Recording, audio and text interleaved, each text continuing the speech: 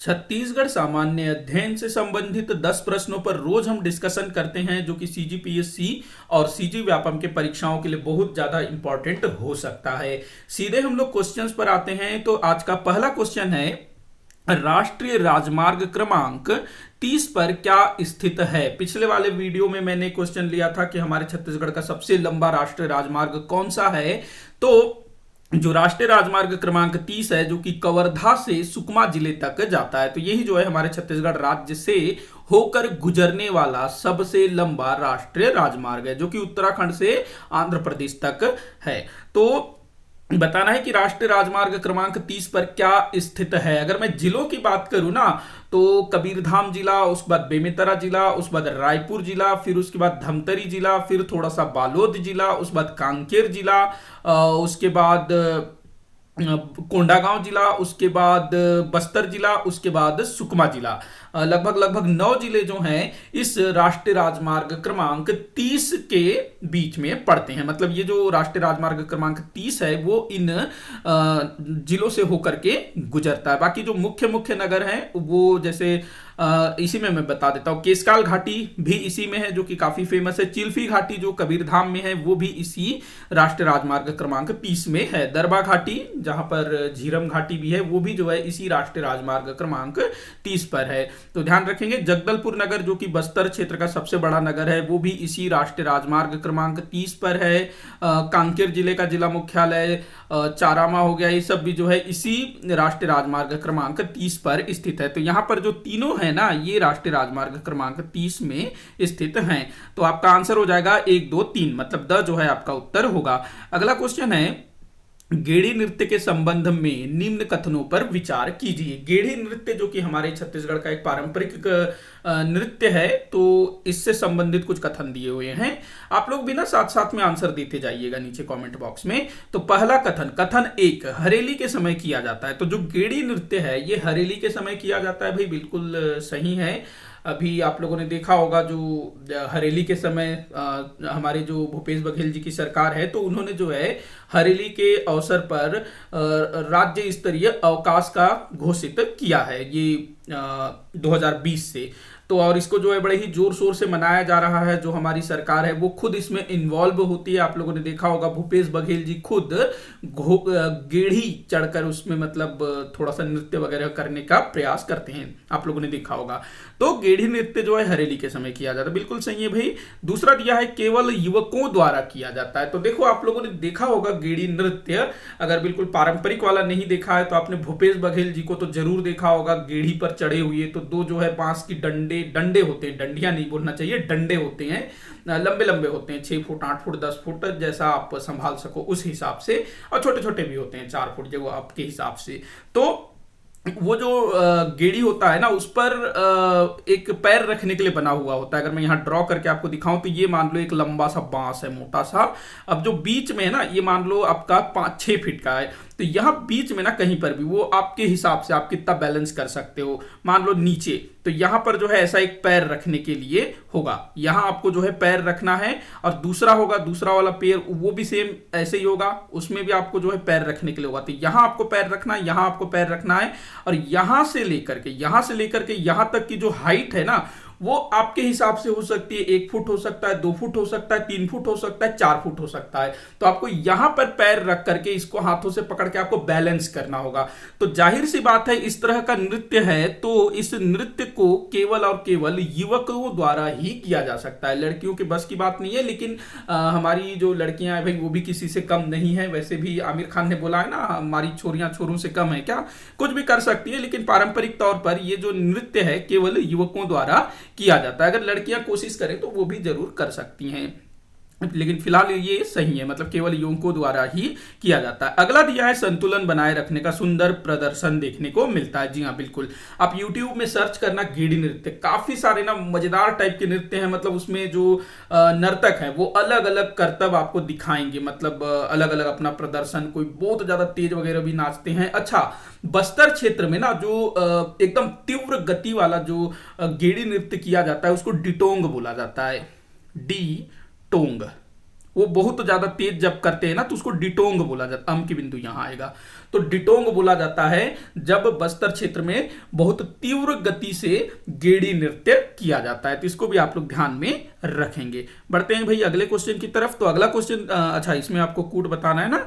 तो उपरोक्त सभी कथन सत्य हैं, तीनों कथन सही हैं। अगला क्वेश्चन दिया हुआ है दक्षिण छत्तीसगढ़ किस अपोहा तंत्र का हिस्सा है। दक्षिण छत्तीसगढ़ मतलब हमारा जो दंडकारण्य का पठार है वो किस अपोहा तंत्र का हिस्सा है ये आपको बताना है। तो भाई दंडकारण्य के पठार में इंदिरावती नदी का प्रवाह होता है। तो आप लोग इंद्रावती मत टिक कर देना। इंद्रावती नदी जो है वो किस नदी की सहायक नदी है, तो गोदावरी नदी की सहायक नदी है। मतलब कि ये गोदावरी अपोहा तंत्र का हिस्सा है। देखो अपोहा तंत्र किसको कहा जाता है, अगर मैं भारत का छोटा सा नक्शा बना लूं तो एक कोई नदी है, जैसे मान लो अपना जो महानदी है, महानदी ऐसे निकली धमतरी के सिहावा पर्वत से और इस तरह से बहते हुए वो जो है उड़ीसा में जाती है और बंगाल की खाड़ी में मिल जाती है। तो यहां पर महानदी की जितनी भी सहायक नदियां होंगी जैसे कि पैरी हो गया, उसके बाद सोंडूर हो गया, सूखा नदी हो गया, लात हो गया, जोंक हो गया, ऊपर से जो है शिवनाथ नदी आ रही है, उसके बाद ईब आ रही है, केलो आ रही है और भी बहुत सारी नदियां आ रही है। तो ये पूरा क्या होगा, ये महानदी की अपोहा तंत्र, महानदी का अपोहा तंत्र कहलाएगा। इसको हम लोग शिवनाथ नदी का अपोहा तंत्र नहीं कह सकते क्योंकि शिवनाथ नदी जो है महानदी अपोहा तंत्र का हिस्सा है। तो ये हो गया आपका महानदी अपोहा तंत्र। तो वैसे ही जो इंद्रावती नदी है जो कि दक्षिण में प्रवाहित होती है ऐसे, तो वो जो है गोदावरी में जाके मिल जाती है, तो गोदावरी अपोहा तंत्र का हिस्सा है। तो ध्यान रखेंगे हमारे छत्तीसगढ़ में ना मुख्यतः कितने 4 अपोहा तंत्र हैं। एक हो गया आपका गोदावरी अपोहा तंत्र, दूसरा है महानदी। महानदी वैसे सबसे पहला सबसे बड़ा अपोहा तंत्र है। फिर आप गोदावरी अपोहा तंत्र याद रखेंगे, फिर सोन गंगा अपोहा तंत्र, गंगा अपोहा तंत्र के अंतर्गत भी हमारा छत्तीसगढ़ आता है उत्तरी भाग। इसके बाद जो नर्मदा नदी है ना, नर्मदा अपोहा तंत्र, उससे भी हमारा छत्तीसगढ़ थोड़ा सा लगा हुआ है। जो पश्चिमी छत्तीसगढ़ की जो नदियां हैं ना, जैसे राजनांदगांव हो गया, कबीरधाम हो गया, तो वहां की कुछ छोटी छोटी नदियां जो हैं नर्मदा नदी की सहायक नदी है। इसके अलावा ब्राह्मणी अपोहा तंत्र हमारे छत्तीसगढ़ के पूर्वी भाग की कुछ नदियां जो है ब्राह्मणी नदी की सहायक नदियां हैं। तो ध्यान रखना इस तरह की चीजें जो है अक्सर पूछी जाती है। अगला क्वेश्चन है शासकीय शहीद गेंद सिंह महाविद्यालय कहाँ स्थित है। भाई गेंद सिंह कौन थे, भाई गेंद सिंह, शहीद गेंद सिंह तो 1825 में, आप लोगों को याद होगा मैंने इस पर डिटेल में वीडियो बनाया हुआ है, काफी सारे बच्चों ने डिमांड किया था। तो 1825 में परलकोट जमींदारी के जमींदार गेंद सिंह ने अंग्रेजों और मराठों के विरुद्ध विद्रोह कर दिया था। और भाई चूंकि इनके पास उतने अत्याधुनिक हथियार नहीं थे, तीर धनुष तलवार यही सब थे, और अंग्रेजों मराठों के पास तोप थे, बंदूक थे, तो इनको जो है इन्होंने मतलब वीरता पूर्वक सामना किया शत्रुओं का, लेकिन अंततः ये पकड़ लिए जाते हैं और इनको जो है अपने ही निवास के समक्ष मृत्यु दंड दे दिया जाता है। तो ये जो है आज भी इस क्षेत्र में, परलकोट क्षेत्र में, पूरे कांकेर बस्तर क्षेत्र में आज भी नायक के रूप में पूजे जाते हैं गेंद सिंह। ये हल्बा जनजाति से थे और हल्बा जनजाति के लोग जो हैं आज भी इनको अपना नायक मानते हैं। वैसे हल्बा जनजाति के लिए ही नहीं, मतलब हर पूरे जो बस्तर क्षेत्र में इनका नाम लिया जाता है। तो शहीद गेंद सिंह महाविद्यालय कहाँ स्थापित किया गया है, आप लोग परलकोट लगा देंगे तो ना ये गलत हो जाएगा, चारामा जो कि कांकेर जिले में है, चारामा। तो चारामा का जो कॉलेज है ना वो शहीद गेंद सिंह जी के नाम पर रखा गया है, चारामा में। ध्यान रखना चारामा में गेंद सिंह महाविद्यालय। वहीं अगर हम लोग बात करें अभी जो महेंद्र कर्मा जी, उनके नाम से ना जो बस्तर विश्वविद्यालय है उसको महेंद्र कर्मा जी के नाम पर रखा गया है। वहीं जो गुंडाधुर, वीर गुंडाधुर जो कि 1910 में भूमकाल विद्रोह के महानायक थे, उनके नाम पर बस्तर जिला में एक कृषि महाविद्यालय है जो काफी समय से चल रहा है, गुंडाधुर कृषि महाविद्यालय। तो ये भी ध्यान रखना। तो बढ़ते हैं भाई अगले क्वेश्चन की तरफ। अगला क्वेश्चन है कोसमा किस जनजाति का पेय पदार्थ है। तो कोसमा आपको बताना है कि ये किस जनजाति का पेय पदार्थ है। तो कोसमा जो है उरांव जनजाति का प्रमुख पेय पदार्थ है। अगर बैगा जनजाति का बात करें तो ये लोग ताड़ी पीने के शौकीन है। ताड़ी, जो ताड़ के वृक्ष से जो ताड़ का रस निकलता है ना, एक मुझे मूवी याद आ रहा है, अभी 2-3 दिन पहले मेरे पापा देख रहे थे, उनका काफी फेवरेट मूवी है अमिताभ बच्चन की सौदागर, जिसमें वो ताड़ी कलेक्ट करने वाला बने थे अमिताभ बच्चन, जो कि ताड़ी से ना, ताड़ के वृक्ष से वो रस निकालते हैं और उससे फिर गुड़ बना करके बेचते हैं। तो वो पता नहीं वो ताड़ी यही पीने वाला ताड़ी है, कौन सा ताड़ी है मुझे नहीं मालूम, लेकिन मुझे ध्यान आया तो आपके साथ शेयर किया। तो उर्रांव जनजाति में कोसमा नामक पेय पदार्थ पिया जाता है। बैगा जनजाति ताड़ी भूरिया मतलब मुरिया और कोरवा इनका, अच्छा मुरिया में ना क्या होता है, मुरिया जनजाति में सल्फी, ये बड़ा फेमस है सल्फी, जिसको बस्तर बियर कहा जाता है। इसके अलावा ये लोग लांदा भी पीते हैं। लांदा वैसे गोंड जनजाति में ज्यादा प्रचलित है, लेकिन जो मुरिया जनजाति है वो भी तो भाई गोंड जनजाति के अंदर ही है। तो मुरिया जनजाति भी लांदा का सेवन करती है। इसके अलावा पेज भी जो है इसका पेय पदार्थ है। देखो जो पेज है नॉर्मली बस्तर यहाँ तक कि छत्तीसगढ़ में भी इसका सेवन होता है। तो विशेष करके सल्फी जो है मुरिया जनजाति में प्रचलित है, लांदा गोंड जनजाति में, पेज भी गोंड जनजाति में, लेकिन जो मुरिया जनजाति के लोग हैं वो भी लांदा पेज का प्रयोग करते हैं। कोरवा जनजाति का क्या है, हाड़िया होना चाहिए मेरे ख्याल से, तो ध्यान रखना ये सारा कुछ। बढ़ते हैं अगले क्वेश्चन की तरफ। तो अगला क्वेश्चन दिया हुआ है, छत्तीसगढ़ के रियासतों के भारत संघ में विलय में राज्य के किस नेता ने सहयोग किया था। तो देखो हमारे भारत में ना ब्रिटिश काल में लगभग 563 देसी रियासत हुआ करते थे। तो जब देश आजाद होने का समय आया तो अंग्रेजों ने बोला कि भाई जो देसी रियासतें हैं वो चाहे तो अपना स्वतंत्र रह सकते हैं, लेकिन हमारे देश के जो प्रथम गृह मंत्री थे, उप प्रधानमंत्री सरदार वल्लभ भाई पटेल, जिनको रियासतों के विलय का मामला भी सौंपा गया था, तो उन्होंने जो है 563 में से लगभग 542 देसी रियासतों को भारत संघ में मिला लिया था। तो उनमें हमारे छत्तीसगढ़ के 14 देसी रियासत भी थे। तो यहां इनकी काफी मदद की ठाकुर प्यारेलाल सिंह जी ने। देखो ठाकुर प्यारेलाल सिंह जी जो कि खुद एक रियासत से थे, ये राजनांदगांव रियासत से आते थे। तो इन्होंने क्या किया, हमारे छत्तीसगढ़ के जितनी भी रियासतें हैं वहां पर उन्होंने यात्रा की, वहां पर गए, वहां के लोगों को जागरूक किया कि आप लोग जो है दबाव बनाइए अपने राजाओं पर, और अधिकारियों से भी बात की, राजा से भी मतलब थोड़ा सा अपील करने की कोशिश की होगी कि भारत संघ में विलय करवाइए। तो इन्होंने जो है काफी हेल्प की ताकि चीजें जो है आसानी से हो जाए। तो ठाकुर प्यारेलाल सिंह जी का नाम याद रखिएगा। अगला क्वेश्चन देखते हैं, बीज पंडुम किस क्षेत्र में मनाया जाता है। ये जो बीज पंडुम है ना, ये बीज बोने के पहले मनाया जाने वाला पर्व है। जहां तक ये अधिकतर ना जो दक्षिण छत्तीसगढ़ है, बीजापुर हो गया, सुकमा हो गया, उस क्षेत्र में ये वाला पर्व बहुत ज्यादा मनाया जाता है, बीज पंडुम। बढ़ते हैं अगले क्वेश्चन की तरफ।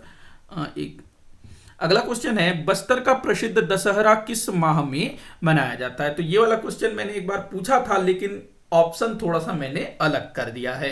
तो यहां पर मैंने हमारे छत्तीसगढ़ में जो हिंदी के महीनों को जो उच्चारित किया जाता है कुछ वैसा मैंने ऑप्शन डाला है। चैत, जो चैत्र है ना, चैत्र मास, उसको हमारे छत्तीसगढ़ में क्या बोला जाता है, चैत बोला जाता है, चैत। उसके बाद भाद्रपद, भाद्रपद को जो है भादो बोला जाता है, भाद्रपद को जो है भादो बोला जाता है। वैसे ये लगभग देश के तमाम देहाती इलाकों में भाद्रपद को भादो ही बोला जाता है। उसके बाद क्वार, क्वार जो है आश्विन को बोला जाता है। और अभी कौन सा महीना चल रहा है भाई, तो अभी जो है आश्विन ही चल रहा है। क्वार, क्वार को जो है कुमार भी बोल दिया जाता है, एकदम देहाती टाइप के लोग कुमार भी बोल देते हैं। उसके बाद पुष, पुष जो है पौष को बोला जाता है, पौष को जो है पुष बोला जाता है हमारे छत्तीसगढ़ में। तो बस्तर का प्रसिद्ध दशहरा कब मनाया जाता है, तो कुंवार मास में, अश्विन मास में, अश्विन अथवा कुंवार मास में मनाया जाता है। तो आंसर हो जाएगा कुंवार। अगला क्वेश्चन है, तारापुर विद्रोह का नेतृत्व किसने किया था। तारापुर विद्रोह जो कि बस्तर क्षेत्र में हुआ था ना, मुझे टाइम याद नहीं आ रहा है किस ईयर में हुआ था, तो आप लोग जो है बताइएगा कौन से साल हुआ था। तो इसका नेतृत्व किसने किया था ये आपको बताना है। तो तारापुर विद्रोह का नेतृत्व करने वाले व्यक्ति थे, आप में से अगर थोड़ा बहुत इसको पढ़ा होगा तो दो लोगों में आप लोग कंफ्यूज हो रहे होंगे, लाल कालिंद्र सिंह और लाल दलगंजन सिंह। जो गेंद सिंह थे ये तो भाई परलकोट विद्रोह का नेतृत्व किया था। झाड़ा सिराहा ने 1878 में हुए मुरिया विद्रोह का नेतृत्व किया था। झाड़ा सिराहा 1878 मुरिया विद्रोह। तो अब जो है आंसर आपको बताना है लाल कालेंद्र सिंह और लाल दलगंजन सिंह में। तो आप लोग नीचे कमेंट बॉक्स में इसका आंसर जरूर बताइएगा, देखते हैं कितनों का सही होता है।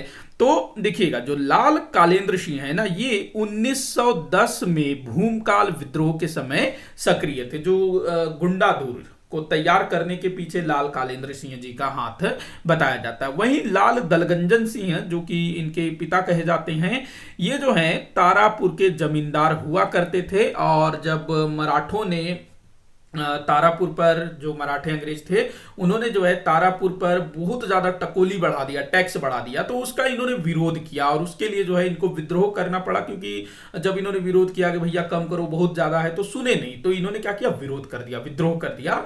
और इसमें इनकी सफलता भी हुई थी, मतलब इनका जो विद्रोह था ना वो सफल हुआ था, जो बढ़ा हुआ टैक्स है उसको कम करना पड़ा। तो लाल दलगंजन सिंह, ध्यान रखना, तारापुर विद्रोह का नेतृत्व करता थे, जो कि उस समय वहां के जमींदार भी थे। अगला क्वेश्चन है, अगला क्वेश्चन है, एक मिनट, हाँ, अगला क्वेश्चन है, किस विशेष पिछड़ी जनजाति की जनसंख्या छत्तीसगढ़ में सर्वाधिक है? तो भाई हमारे छत्तीसगढ़ में 5 विशेष पिछड़ी जनजातियां हैं, अबुझमाड़िया, कमार, बैगा, कोरवा, और इसमें क्या नहीं दिया हुआ है, कौन सा नहीं दिया हुआ है भाई, बिरहोर, बिरहोर नहीं दिया है ना। तो ये 5 विशेष पिछड़ी जनजातियां हैं, तो इनमें से सबसे अधिक जनसंख्या वाली विशेष पिछड़ी जनजाति कौन सी है, ये आपको बताना है। तो जो बैगा है ना, जिसकी जनसंख्या लगभग 90,000 के आसपास है, 89,000 कुछ, तो हम इसको मोटा माटा 90,000 पकड़ लेते हैं। तो 90,000 जनसंख्या है बैगा जनजाति की, और विशेष पिछड़ी जनजातियों में सबसे अधिक जनसंख्या वाली विशेष पिछड़ी जनजाति है। तो इसी के साथ भाई आज का ये वीडियो यहीं पर समाप्त होता है। आप लोग मुझे कमेंट करके बताइएगा कि आपसे कितने क्वेश्चन सॉल्व हुए, किसी भी क्वेश्चन में कोई भी डाउट हो तो जरूर बताइएगा। वीडियो को जितना हो सके उतना आप शेयर करिएगा, लाइक करिएगा, चैनल को सब्सक्राइब करिएगा। वीडियो को आखिर तक देखने के लिए बहुत बहुत धन्यवाद।